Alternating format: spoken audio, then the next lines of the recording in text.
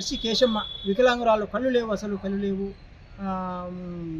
మూగమ్మాయి, వికలాంగురాలు. అయితే మేము 2008 సంవత్సరం నుండి బద్వేలు మున్సిపాలిటీ చేరిన చెన్నంపల్లె పొలం సర్వే నెంబర్ 18/1 ప్లాట్ నెంబర్ 198లో మేము అక్కడ మా చెల్లెల పేరు ఇల్లు వేసుకొని ఉంటే అప్పటి ప్రభుత్వం గారు ఈ వికలాంగురాలను చూసి 2010 సంవత్సరంలో పట్టా ఇచ్చారు. అప్పటి నుండి మేము అక్కడనే సంసారం ఉన్నాము. అయితే 2021 సంవత్సరంలో నెల్లూరు జిల్లా మరిపాడు మండలం నాగినేనికోట గ్రామానికి చెందిన అజరత్ అనే ముస్లిం మేము లేని చూసి ఒకరోజు జేసీబీతో తోసేసినాడు. ఇమ్మీడియట్గా బద్వేల్ అర్బన్ పోలీస్ స్టేషన్లో మేము కేసు పెట్టాం సార్. పెడతానే పోలీసు ఎస్సీ సార్ వారు మా ఇరువురు కాగితాలు తీసుకుపోయి తహసీల్దార్కి పంపించారు. అంతటా తహసీల్దార్ గారు ఏం చేశారంటే రెండు చూసి వాళ్ళది 1581 సర్వే నెంబరు, మీది 1801 సర్వే నెంబరు, 1581 సర్వే నెంబర్ను క్యాన్సిల్ చేసి 1801 సర్వే నెంబర్ కొత్త నెంబర్ను మీకు మీ పాపకి ఇచ్చినారు, మీరే ప్రజెంటు జినైను అని తహసీల్దార్ చెప్పినాడు. అంతటా అజిరతయ్య గారు మేము ఇల్లు పడగొట్టినందుకు కానీ మేము డిమాండ్ చేస్తే 30 పెద్ద మనుషుల చేత 30,000 రూపాయలు అపరాధ రుసుము కట్టించి వెళ్ళిపోయాడు సార్. ఎవరు కట్టించినారు? మాకు కట్టించాడు. 30,000 రూపాయలు మాకు కట్టించి తనంతా వెళ్ళిపోయినాడు. వెళ్ళిపోతానే 2023 సంవత్సరంలో బి కోడూరు మండలం సిరిగిరిపల్లె గ్రామానికి చెందినటువంటి గంగిపోగు నరసింహులు అనే ఒక రౌడీ షీటరు, భయంకరమైన రౌడీ షీటరు వచ్చి మా మీదికి దాదాపు 20 మంది మనుషులు తీసుకొని వచ్చి అక్కడ ఆడోళ్ళు ఉంటే ఈ స్థలం మాదే, ఎవరు ఉండరు ఇక్కడ, మీరు ఎందుకు ఉండరు ఇక్కడ అని మా ఆడోళ్ళు ఉంటే అడ్డుపడితే నేను ఇక్కడ రూమ్ కడతానని అడ్డుపడతానే మా ఆడోళ్ళందరూ అడ్డుపడినారు సార్. అంతటా భయంకరంగా కొట్టించాడు. కొడతానే అంత వీళ్ళను బద్వేల్ హాస్పిటల్లో చేర్చి మళ్ళీ కడపకు రిమ్స్కు తరలించాము. అటుపోతే ఆ కేసు విషయమై ప్రజెంట్ కోర్టులో జరుగుతుంది. తర్వాత ఇటీవల ఏమైందంటే హైకోర్టులో ఇతని దాడి తట్టుకోలేక మేము హైకోర్టులో పిటిషన్ వేసుకున్నాం. ఆ కేసు జరుగుతున్నది. అయితే డిసెంబర్లో హైకోర్టు ఏం చేసిందంటే పిటిషనర్ రెస్పాండ్ లేదనేసి కేసును డిస్మిస్ చేస్తానని డిస్మిస్ చేసింది. వెంటనే మళ్ళీ ఈ రౌడీ షీటరు గంగిపోగు నరసింహులు మళ్ళీ 20 మంది మనుషులు తీసుకొని ట్రాక్టర్లతో ట్రాక్టర్తో దిమ్మె తీసుకొని వచ్చి మళ్ళీ నేను కడతాను ఎందుకు వచ్చినాడు.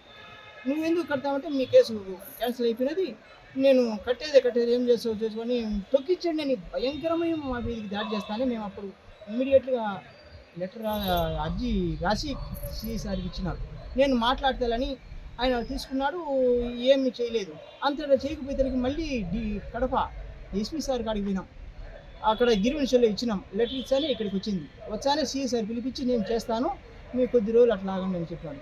అట్లా ఉన్నాం సార్. అయితే నిన్నగాక మొన్న అంటే ఈ పొద్దు 10వ తేదీ కదా, 13వ తేదీ నాడు మళ్ళీ కానిస్టేబుల్ తీసుకొని వచ్చి ఆ గంగిపోగు నరసింహ రౌడీ షీటరు మళ్ళీ నేను ఇక్కడ కడతానని వచ్చినాడు సార్. వచ్చానే ఎందుకు కడతావు ఏంది అంటే నువ్వు స్టేషన్కి రమ్మంటానే స్టేషన్కి పోయినాను. స్టేషన్కి పోతానే Chiranjeevi SI sir Badvel urban police station SI sir Chiranjeevi sir నేను ఈ మీ స్థలంలో నేను నిలబడి నా పోలీసు పరివారంతో నేను వచ్చి నేను నిలబడి కట్టించానన్నాడు.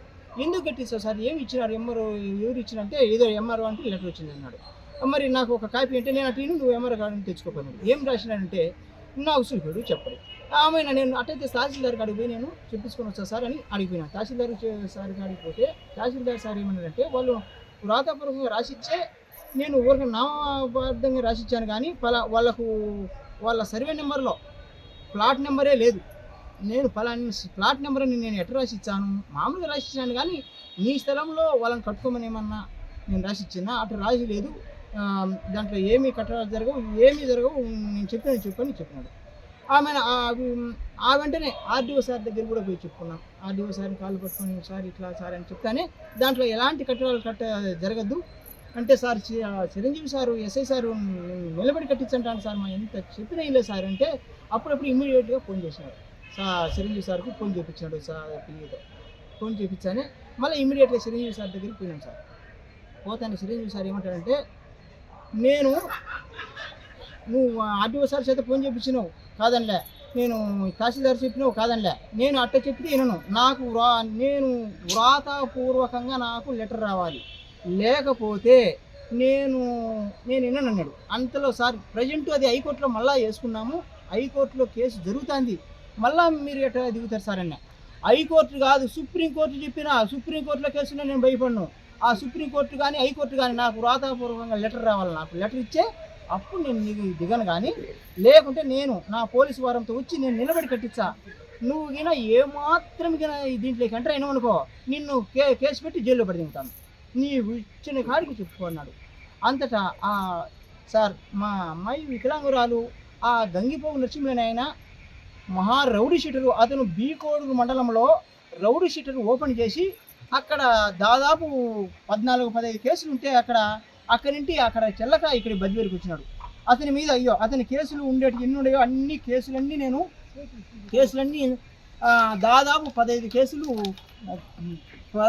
నేను తీసుకొని వచ్చినాను. 15 కేసులు వ్రాతపూర్వకంగా నేను చూపిస్తాను. అట్లాంటి రౌడీ షీటరు, భయంకరమైన రౌడీ షీటర్.